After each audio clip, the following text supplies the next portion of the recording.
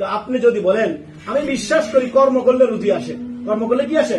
রুজি আসে। যদি কর্ম করলেন না, রুজি আসবে? ইয়া আল্লাহ ইয়া আল্লাহ। তো কর্মের ক্ষেত্রে তো আপনি বলতেছেন রুজি আসবে না, তো ইমানের ক্ষেত্রে কিভাবে বলতেছেন আমল ছাড়া আপনি কি হয়ে যাবে? আপনি জান্নাতে চলে যাবেন। অথচ আল্লাহ তাআলা এবার আমরা দুটি আয়াত আমরা উল্লেখ করব। একটি আয়াত হচ্ছে সূরা আল ইমরানের আয়াত নম্বর 100 আপনার 33, আর একটি হচ্ছে আপনার সূরা হাদীদের আয়াত নম্বর 21। আল্লাহ তাআলা আপনাকে আমাকে প্রতিযোগিতা করার কথা কি বলছেন? প্রতিযোগিতা করতে হবে। কিসের কিসের প্রতিযোগিতা? আল্লাহ তাআলা বলেছেন তোমরা ওই জান্নাতের দিকে ধাবিত হও। কোন দিকে? দুনিয়ার দিকে। দুনিয়া কি?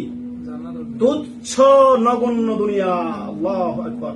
রাসূলুল্লাহ সাল্লাল্লাহু আলাইহি ওয়াসাল্লামের একটি হাদিস, সির্ফ একটি হাদিস আপনার আমার জীবনকে ঠিক জীবনের মধ্যে বিপ্লব নিয়ে আসতে পারে। রাসূলুল্লাহ সাল্লাল্লাহু আলাইহি ওয়াসাল্লাম সহিহ বুখারী মুসলিমের হাদিস, কুন ফিদ দুনিয়া কাআন্নাকা গারিব আও আবিরুস সাবিল। রাসূলুল্লাহ সাল্লাল্লাহু আলাইহি ওয়াসাল্লাম কি বলেন?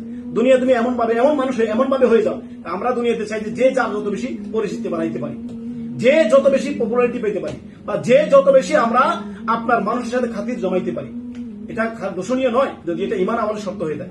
একটু আগে আমরা বলেছি আল্লাহ তাআলা যখন আপনাকে সৃষ্টি করেছেন কি জন্য? দুনিয়াতে আল্লাহ বলছেন যে ওমা খালাকতুল জিন্না ওয়াল ইনসা ইল্লা লিয়াবুদুন, মানুষ এবং জিনকে সৃষ্টি করেছি আল্লাহর ইবাদতের জন্য, আমার ইবাদত আনুগত্যের জন্য। ইবাদত মানে আনুগত্য। পরিপূর্ণ জীবন আপনি আল্লাহ এবং তার রাসূলের কথা মেনে চলবেন, কোনো কথা নেই। মুসলিমের জীবনটা যদি আনুগত্য না করেন, আল্লাহ তাআলা বলেছেন তোমরা যদি আল্লাহকে ভালোবাসো, কুল ইন কুনতুম তুহিব্বুনাল্লাহ, যদি আল্লাহকে ভালোবাসো ফাত্তাবিউনি, এটা শর্ত, এটা ফরজে আইন। শর্ত কি? ফাত্তাবিউনি। যখন তুমি আল্লাহকে ভালোবাসার দাবি করছো এবং রাসূলের আনুগত্য ছাড়া আল্লাহর ভালোবাসার বিন্দু পরিমাণ কোনো লাভ নেই। কেউ যদি বলে যে আমি আল্লাহকে ভালোবাসলাম, রাসূলের ইত্তেবা আমি করলাম না, তার এই ভালোবাসার মৃত্যু কাযাব দাজ্জাল। আল্লাহ তাআলা বলেন কুল ইন কুনতুম তুহিব্বুনাল্লাহ, যদি তোমরা আল্লাহকে ভালোবাসো ফাত্তাবিউনি, রাসূলুল্লাহ সাল্লাল্লাহু আলাইহি সাল্লামের আনুগত্য অনুসরণ করো। এটা করলে কি হবে? আল্লাহ তাআলা কর্ম বলে মানে ফল বলে দিচ্ছেন।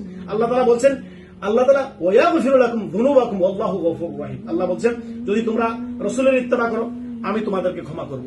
শর্ত হচ্ছে তুমি রাসূলের ইত্তেবা করবে, নিঃশর্ত। এখন আমাদের দেশে আমরা সবাই বলতে আমরা আপনার রাসূলের ইত্তেবা করি, বলি না?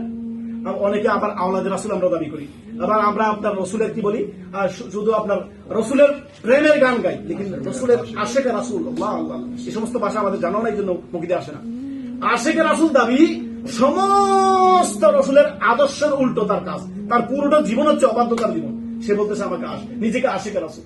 কিসের আশিক রাসূল? আল্লাহ বলে দিয়েছেন কুল ইন কুনতুম তুহিব্বুনাল্লাহ, যদি আল্লাহকে ভালোবাসো ফাত্তাবিউনি, মুহাম্মদ সাল্লাল্লাহু আলাইহি ওয়াসাল্লামের আনুগত্য অনুসরণ করো। তা এটা করলে আল্লাহ তোমাকে ক্ষমা করবেন, আল্লাহ তোমাকে মার্জনা করবেন।